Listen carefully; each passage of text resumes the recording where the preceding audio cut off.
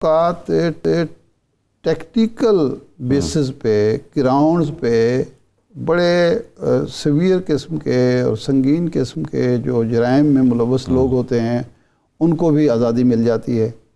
आपको याद होगा कि सेठ वकार साहब जो former chief justice Peshawar high court के चीफ जस्टिस थे, उन्होंने कोई 170 के करीब लोग जो थे छोड़ दिए थे, दहशतगर्द जो थे। तो इसलिए एक नुक्ता नज़र ये रहा है कि जी ये एक तो मामलात जो हों सिक्योरिटी से मुतल्लिका उनको जल्दी निपटाना ज़रूरी है, उसको तवालत ना दी जाए, और दूसरा मिलिट्री कोर्ट में हो ताकि टेक्निकल बुनियादों पर किसी संगीन मुजरिम को रिहाई ना मिल सके। बिल्कुल ठीक है। तो ये दोनों नुक्ता नज़र मौजूद हैं। अब देखते हैं कि हतमी फैसला क्या होता है, लेकिन हाफिज़ एहसान साहब चूँकि एक्सपर्ट हैं, वो हम रहनुमाई कर सकते हैं कि आज का जो फ़ैसला है अदालत का, हुक्म इम्तनाई जो जारी हुआ है, इसके क्या असरात होंगे और क्या आइंदा के लिए अब ये रिवायत बनेगी कि सिक्योरिटी के मामलात जो हैं वो मिलिट्री कोर्ट्स ही में चला करें। जी आप सब। बिस्मिल्लाहिर्रहमानिर्रहीम। जी इरशाद आरिफ साहब, आपका बहुत शुक्रिया कि आपने मौका दिया। जो सबसे पहले एक चीज़ क्लियर करने की ज़रूरत है वो ये है कि क्या दुनिया भर के अंदर जो नेशनल सिक्योरिटी के इश्यूज़ हैं, या आपके एस्फेनेज के हैं, या आपके ऑफिशियल सीक्रेट एक्ट्स के हैं, या उसके बाद ये है कि अगर कोई रियासत के ख़िलाफ़ खड़ा होता है मुल्क के अंदर या बाहर, या मुल्क के अंदर वेपन उठा के रियासत के रियासती इदारों पे हमलावर होता है, तो उसके अंदर दुनिया भर के कवानीन क्या हैं। वो दुनिया भर के हर मुल्क के अंदर कवानीन ये होते ये हैं कि उनको स्पेशल ट्रीटमेंट दिया जाता है, स्पेशल लॉ बनते हैं, स्पेशल प्रोसीजर बनता है, और उसी स्पेशल प्रोसीजर के अंदर लोगों को कॉग्निजेंस किया जाता है, इन्वेस्टिगेट किया जाता है और प्रोसिक्यूट किया जाता है। ये चाहे अमेरिका है, बरतानिया है, पाकिस्तान है और ये सारे ममालिक हैं। अब उसकी दूसरी फेज़ आती है। दूसरी फेज़ ये आती है कि क्या दुनिया के इन ममालिक ने इन लॉ जिनकी तरफ मैंने इशारा किया है उनको अपने मिलिट्री लॉज के अंदर कवर किया है या नेशनल सिक्योरिटी लॉज के अंदर किया है। दुनिया के बहुत सारे ममालिक ने या मिलिट्री लॉज के अंदर ही उसे रखा है या इंडिपेंडेंट नेशनल सिक्योरिटी लॉज उन्होंने बनाए हैं और उसके अंदर एक उन्होंने स्ट्रिंजेंट मैयर्स भी दिए हैं। अब तीसरी इस चीज़ के अंदर है कि क्या पाकिस्तान के अंदर ये लॉज जो थे जिसके अंदर ये था कि कोई एस्फेनेज है या रियासती इदारों पे हमला होता है या रियासत के ख़िलाफ़ खड़ा होता है या एस्फेनेज करता है या बगावत करवाता है, या ये है कि वो मिलिट्री का एम्प्लॉई जो है, जो रेगुलर एम्प्लॉई नहीं है, आपका सिविलियन है, तो उसको ट्राई किस तरह किया जाए।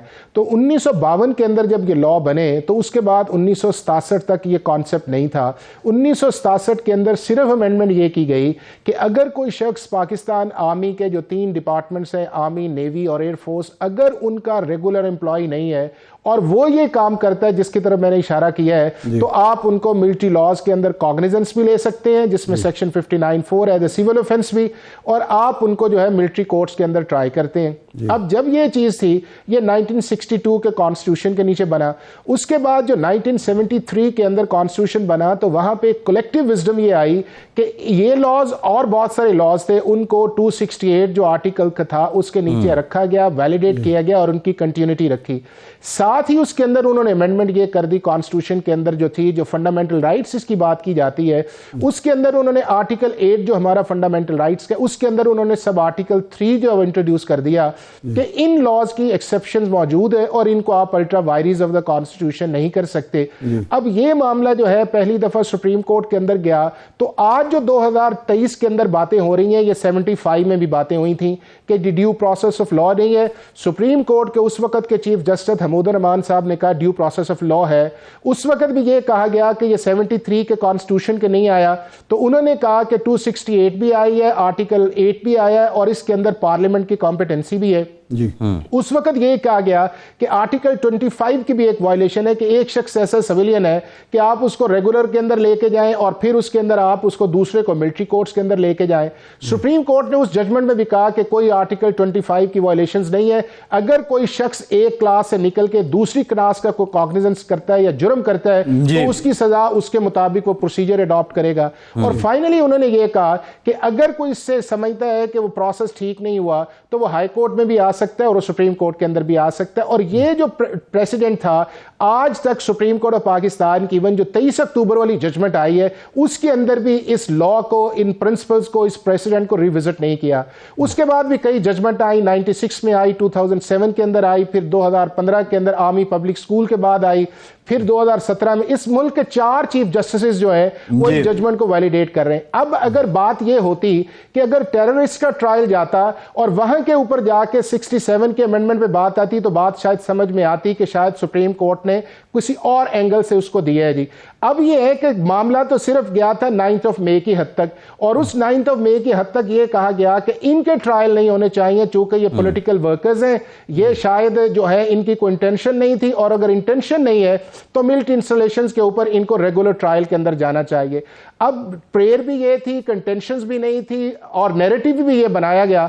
लेकिन सुप्रीम कोर्ट ऑफ पाकिस्तान ने क्या किया कि 9 मई से आगे जाके वो जो एक प्रोसेस था 67 से शुरू हुआ था, 55 साल से चल रहा था, सुप्रीम कोर्ट ने उसको नल एंड वॉइड किया दो लाइन से। हाफिज साहब, सवाल ये है कि आज का जो एक हुक्म आया है उसमें ये कहा गया है कि ये जो 102 मुल्जिमान हैं इनसे मुतालिक हतमी फैसले से पहले सुप्रीम कोर्ट के जो अहकामात हैं उनकी शर्त लाजमी है। इसकी क्या इंटरप्रिटेशन है? आज के फैसले की तशरीह क्या है? इसको क्या समझा जाए?